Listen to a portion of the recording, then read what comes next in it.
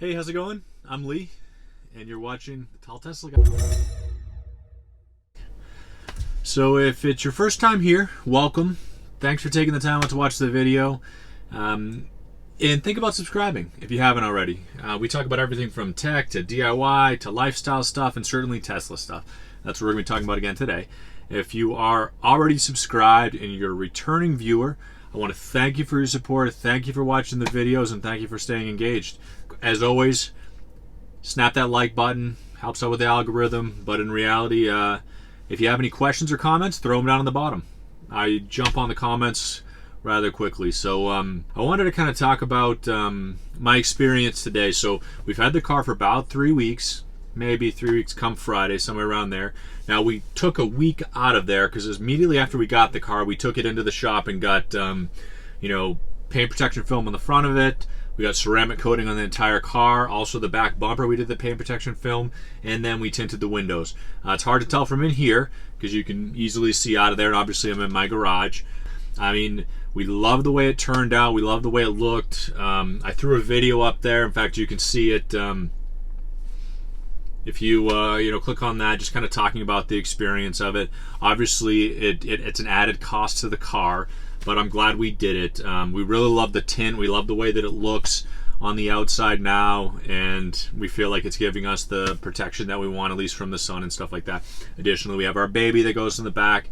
We want to make sure that she is protected from the sun as well. So we're happy with that part of it. We bought a bunch of accessories for it. I threw a video again on that, talking about some of the things that I really thought you needed to have, and we have those in there too. And I'm going to do another video kind of showing how they look in the car and what we think after 3 weeks of using it. But we did get the opportunity to kind of experience the car a little bit. And then on top of that, what I really wanted to talk about today is we brought the car in for service. So I wanted to talk about the experience on that. So if you guys haven't done it already, everything you do with the service is on the app. You can kind of see here that you put in a description of what you want to do. You send it off. You pick a day, if you can, that you want to bring it in there, if you're close to a Tesla dealership or a Tesla showroom, or they will send a mobile person out to fix it. Now, that's originally what we had set up for it. And then there were a couple of other things that we added that they thought they needed us to bring in the shop for. In addition, it's about 15 miles down the road, so it's not that far away, so it was easy for us to jump in and out. But it was kind of nitpicky things that I kind of jumped on top of, and I wanted to see what they could do for them. It more or less things that I really looked for after watching so many YouTube videos about the car and some of the quality issues you have. I definitely combed it over more than I have any other vehicle we have had in the past. You didn't seem to look as closely as you do with your Tesla, and it's really because of all these videos that you get kind of scared about it. I mean, on the forums, I see so many people talking about the quality issues with it, and there's definitely some.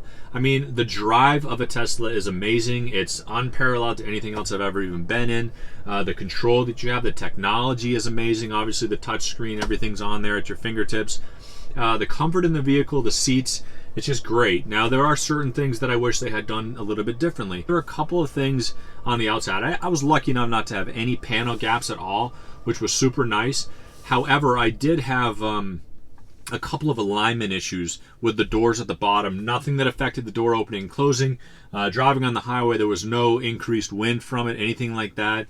I could see it. Now, I also got lucky with the paint. I didn't have any paint defects or paint problems or anything like that. And then a little bit of an alignment issue with the charging port door. Now, I'm going to take you out and show you all this stuff, but what I did is I scheduled the appointment through the app, which was seamless, easy. I didn't have to talk to anybody, which was fantastic. They sent me a text message back telling me, looking into it. I sent them some pictures, all that kind of stuff. It was all through the app and then via text message, which was super nice. And then when I got there this morning, I met with the service guy. He actually had his lead service tech repair guy or whatever jump in the car. We drove around so I could show him a sound that I was hearing. And then we talked about the issues that I saw on the outside with the doors. Now, unfortunately for me, they're all within spec. They can make adjustments. I mean, you'll hear that at any body shop you bring it to. But it was a couple of things that I noticed, and I was hoping that they might be able to fix rather simply or anything like that. It wasn't in the end. I did have some grease on the right above the front window, and then along the B panel, that they went in, they had a grease cleaner and they cleaned it off, which I'm happy about. So that part's good. And so let's go outside. I'm going to show you the parts that I was talking about, and then, you know, like I said, they couldn't fix it anyway, but overall my experience was really good. So I'll cap off with that. I'm going to show you these parts really quick and then kind of go from there.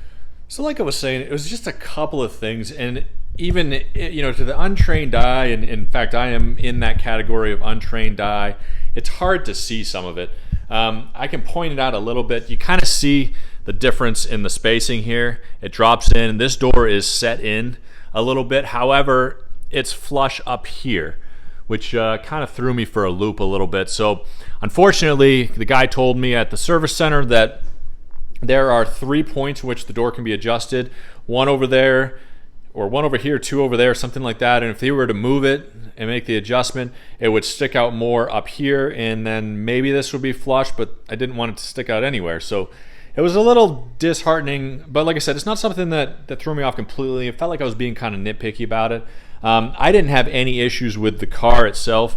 Nothing with, you know, like my panel gaps. Hood alignment was great. Everything seemed to be good. Headlight alignment was great, which I know other people have had issues with. And then I had the same kind of issue down here. You can kind of see it there. Now it's actually kind of all the way across the same distance away, but again, it's this tiny gap that's right there, and it just seemed like they kind of rushed it. Additionally, over here, and this is hard to see with the sun, but you can kind of see that I've got this kind of gap there, which kind of bothered me just a little bit. Like I said, not enough to make me want to, you know, not take delivery of the vehicle, anything like that. Nothing by any means. You can kind of see our tint in the windows. Looks pretty dark from here, but they tell me it's within legal specs, so I'll take it. And then additionally, the charging port door. Now this is me being super picky, but it just seemed like it was kind of down a little bit, and, you know, sort of, you know, it can move it up and down, and I thought that maybe they could make an adjustment. He told me they couldn't.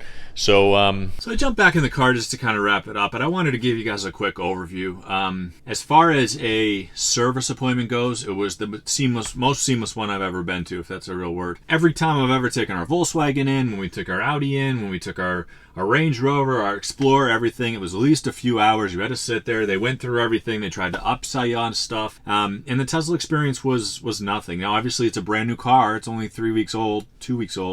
They didn't try to blame me for things. They didn't try to, you know, point out, you know, issues that I saw, like, hey, that grease is probably from you, stuff like that. So, I mean, they're aware of the issues that some of the cars come with. They have a plan in place to fix some of that stuff. You know, they compile lists of things that they see in their everyday work, and they send them off to Tesla. Now, how quickly they fix them, I don't know.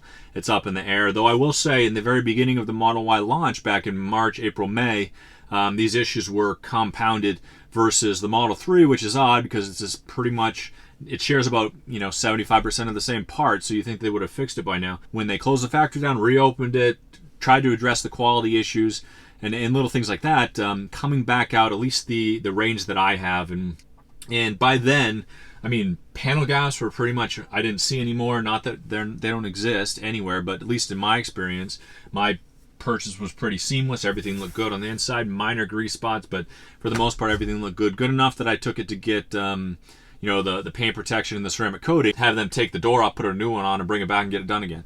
So you know, stuff like that. So it went pretty good. Like I said, it's pretty seamless. I was in and out in about an hour, including the drive around with the guy, and everything worked out pretty good. So I would definitely recommend them. I mean, they were great in mine, and we're in Ohio, so my experience with them has been fantastic. Hey, let me know in the comments below if you guys have had experience with them and it just didn't work out, or any other thing like that.